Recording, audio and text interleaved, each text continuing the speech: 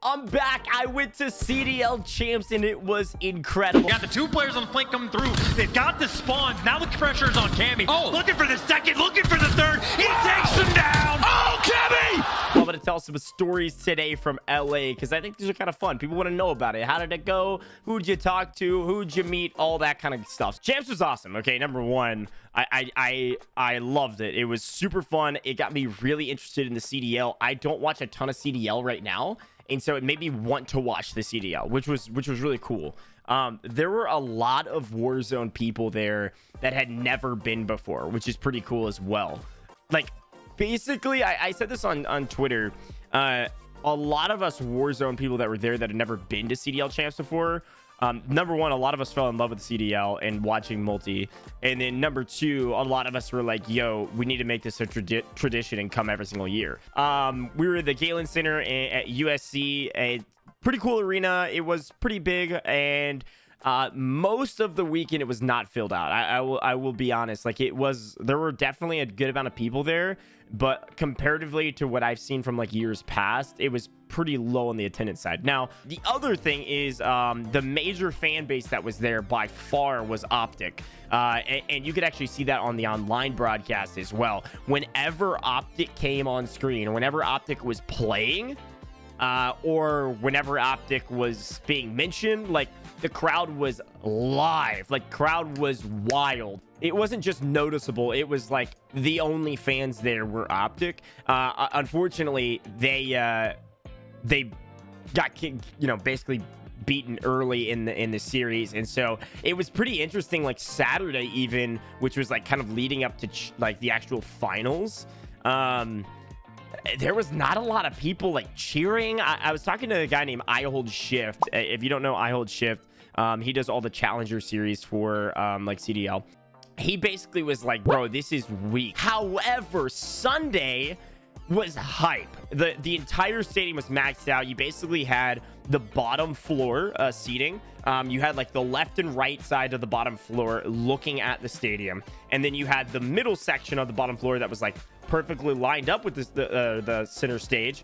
That was like preferred seating. That was where all the content creators, all the streamers, all the YouTubers, all those people, and any famous people, if they wanted to, sat there.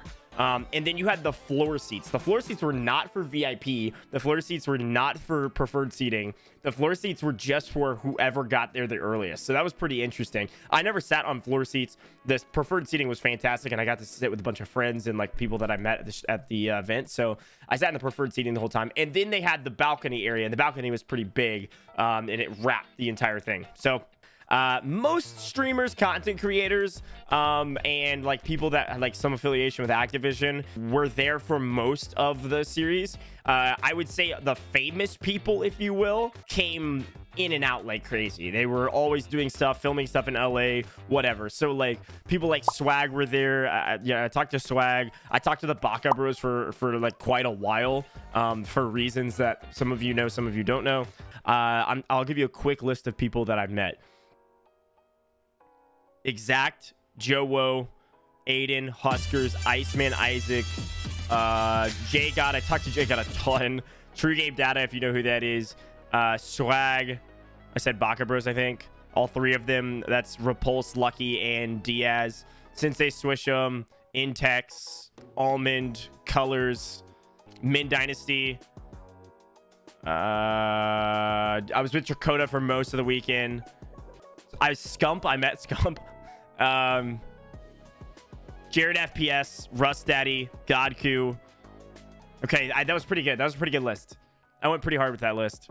So yeah, I met all those people, and it was awesome. And a lot of them, I did not meet the doc. No, I did not meet David Dobrik either. By the way, he was at the venue itself. There's a lot of people that I met during the event. But it was kind of like everybody was different, right? Number one, this was really cool. And like some of these conversations will feel like I'm flexing, but you know, I've been doing this for what, 16 months is what Luke subbed to, which is crazy. 16 months ago, I never thought this would be the case. Every single time I walked up to anybody besides Swag didn't count. Every single time, and Scump, I guess, I said, hey, I'm Gojj.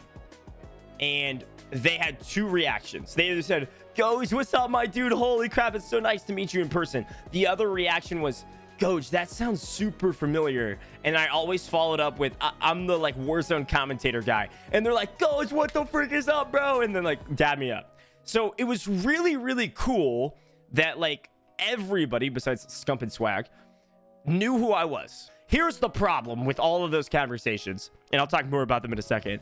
Every single time, 90% of the people I talked to responded also with, dang, bro, I thought, no offense at all, this is like nothing's wrong with this, but I thought you were way taller.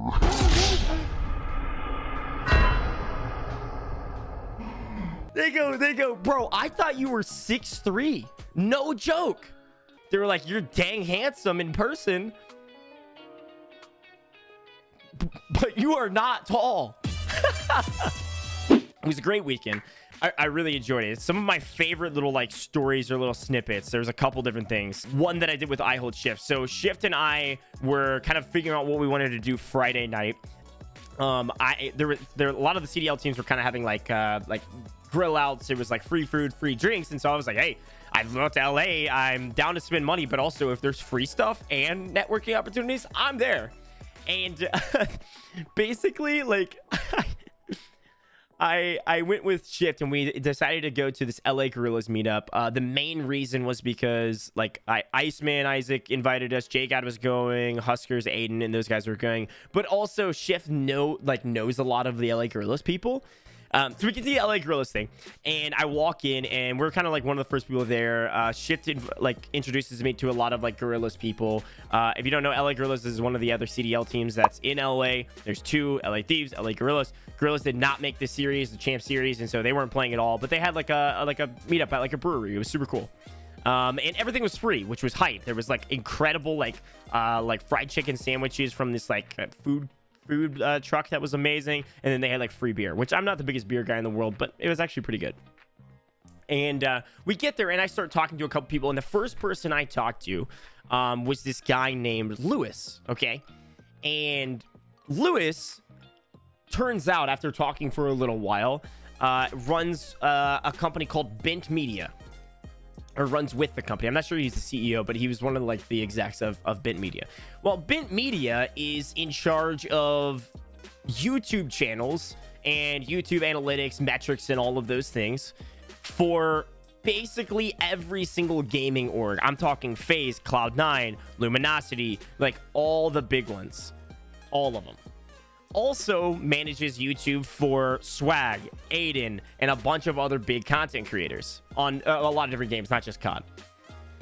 Nick Merckx was one of the main ones, and so we talked about that for a while. We talked about YouTube, we talked about different analytical things, about like what's working on YouTube, what's not working on YouTube. This dude was he was a big hitter in terms of like the social media space, and he had a lot of insight, and he was talking about Nick Merckx's like presence on socials, which obviously is massive. He talked about YouTube, and one of the things he said about Nick Merckx's YouTube is that the reason Nick loves Bent is that Bent's specialty in the YouTube space is getting rid of copyrighted content. They make copyright claims for creators, and they save creators thousands and thousands and thousands and thousands of dollars, because somebody like Nick Merckx, they have their content ripped and then stolen and put on YouTube all the time.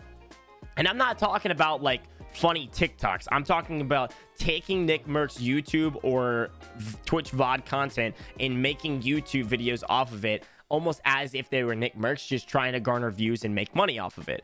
And their whole thing is roaming through YouTube, finding all of Nick Merckx's content, copywriting all of it, so that Nick is the one actually making money on his content. Very, very interesting. So talked about that for a really long time. And he basically was like, yo, here's my email. If you have any question about YouTube, email me. I got you. And I was like, sick. I was like, this is like day one, by the way. This is Friday. I was like, boom, we're in it. We're in there like swimwear right now. Like that's the type of stuff we love to see early in the weekend. So really cool guy. I was glad I met him. Ended up talking to a lot of other people. Scump was there, which was cool. Some other like older pros were there in a round. Some LA Gorilla pros were there. Then I talked to Shift, JGOD, and all that crew for a while, and we kind of solidified like this is the crew we're going to be running with when we're not doing other things. The next story is So Unrational, Iceman Isaac, Huskers, and Aydan were kind of all rolling together throughout the weekend. And they were kind of playing the more low-key game than some of the other like content creators and big names. And so I was with Dakota, and Ice texted Dakota and was like, yo, we're trying to meet up later with you and Gojj. Like, let's go hang out. And I was like, we both were like, yeah, I'm in. Definitely. Just hit us up whenever. This was at like 9 p.m. Well, we don't get another text until midnight. So Dakota and everybody else had left. Like JGOD, I think, went to sleep. And True Game Data and those people like left. So it was just me and Dakota and his girlfriend, Bree, hanging out. And and we finally get the text from Ice saying, hey, we're going to 7th Grand in LA. You guys should come. We were like, heck yeah. And of course, like, I've been hanging out this whole weekend. I know, Mix. I've been hanging out this whole weekend. Like, it's all breweries. Everybody drinks beer. I'm not a beer guy, okay? But I was drinking beer. It was fine. But this night they said we're going to 7th Grand. It's a whiskey bar. So, you know, I'm over here like, I don't care who's there. I'm going to the whiskey bar. You know what I mean? Like, I am going. They have amazing, like, fine selection of whiskey. Like, we're rolling through all these. Oh, it was so excited. I don't even care that it was like Husk and, you know, Ice and those guys, right? So we finally get there. Dakota and I roll up at like 12:15. And everybody's in there. It's actually pretty packed. It was maybe not the most COVID friendly place, but it was a really cool bar. There was like a fake bar down below, and you like went up the stairs to like the real one. I don't know why, but that's just the way it was. It was really cool. So we get up there. Dakota was like, hey, I don't really know what like whiskey to get. You got to get me something. So I order both of us some Sazerac, which is kind of one of my fallback like medium priced whiskeys that I really like, but it's rye and it's pretty like what I'll call fiery. And Dakota takes one sip while we're sitting there with everybody, which I'll talk about in just a second. And he goes, bro, this is like I'm drinking fire. And I was like, okay, I got you. So I like poured his into mine, and I just went and got him some Woodford. But first person I talked to, we walk in, we get the whiskey, is Bobby Poff. Bobby is toasted. Bobby is blitzed. And he would tell you the same thing. Bobby is blasted, bro. And so I'm in the middle, I'm talking to him, and I can tell like he's had he literally was wearing like CDL, like an Empire jersey, because he's with Envy. So he's wearing like an Empire jersey with a scarf. Yeah, no, he was wearing the scarf the whole time. And I was talking to him mid-convo. He was like, Gojj, what the fuck? He's like, what the fuck is up, bro? Let's go, Gojj. And we're like mid-conversation. He's like leaning against the wall. And I'm like, dude, Bobby so nice to meet you. He's like talking to me. He's like really into it. And then all of a sudden you just see his eyes like move over and wander for a second.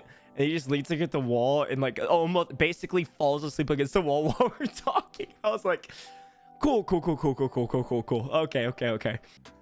Anyways. So I talked to Bobby for a little bit. And then like 10 minutes of us being there, I hadn't even gotten Dakota's like a second drink or whatever. Also, Dakota is 21, by the way. I was just ordering for him because he doesn't drink whiskey that often. And we're like talking. Husker's girlfriend, P90 Princess, is there. She's like standing at the table, like couple people are sitting. It's like Unrational, Bobby and his girlfriend, Ice and his wife on the side, and P90 is like standing there, and I'm standing next to P90, and Dakota's in the seat. And all of a sudden from behind us, the door opens, because we were like right next to the door in like a circular booth kind of thing. And this like larger man comes walking through, stumbling, and passes out on P90 Princess. Like literally standing straight up, just passes out on her. She like, it like hits her. She like, it kind of like, he like glances off her, hits the table, and then hits the ground hard. Everybody goes, and I'm like, I like spring into action. I sit down there. His like girlfriend or whoever was with him was like, oh, are you okay? And the guy's like pass out. He wakes up and he's like, I'm good. Like classic, right?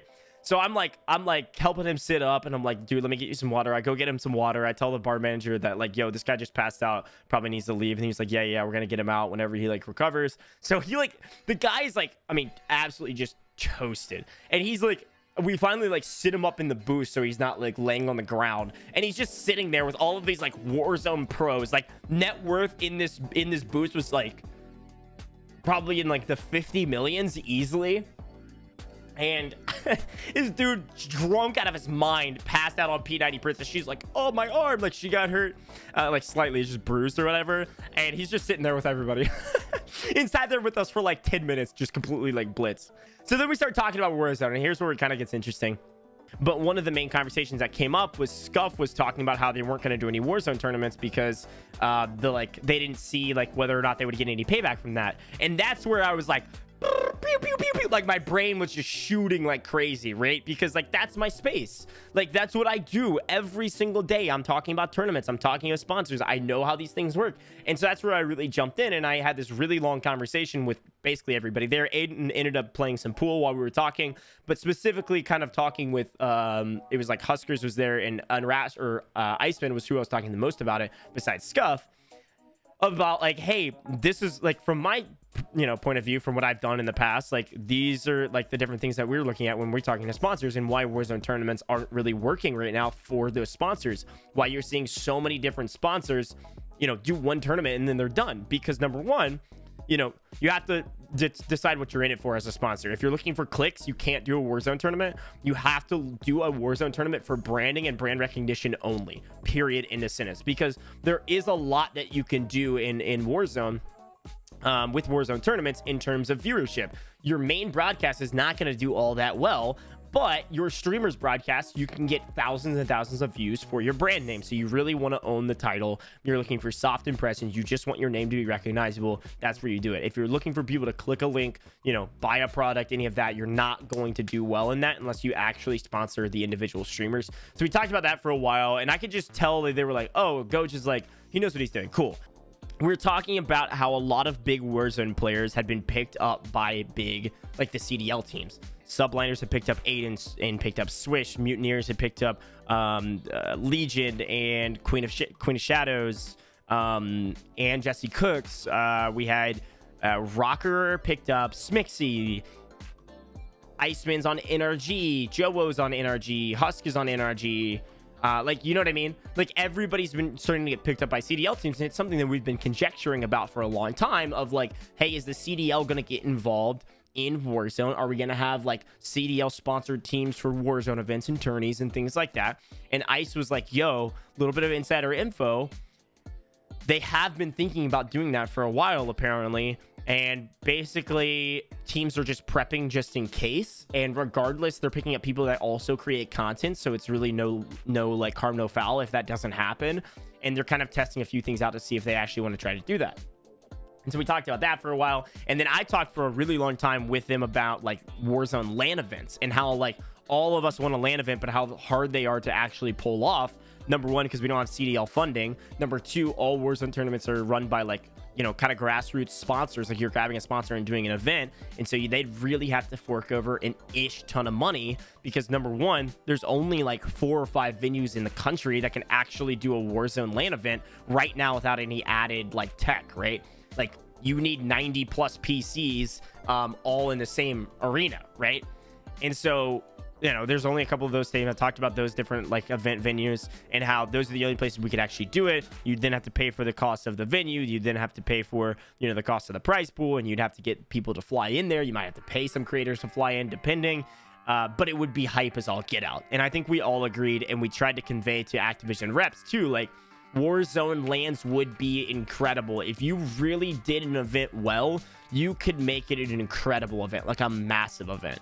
You could fill out the Galen Center on a Warzone LAN. I totally 100% believe that. However, if you're having people travel, which you kind of have to for a LAN, because not everybody lives in the same place, you also have to make it multiple days, and you have to build up the hype over the series of a few months to actually get that type of a response where people will want to travel.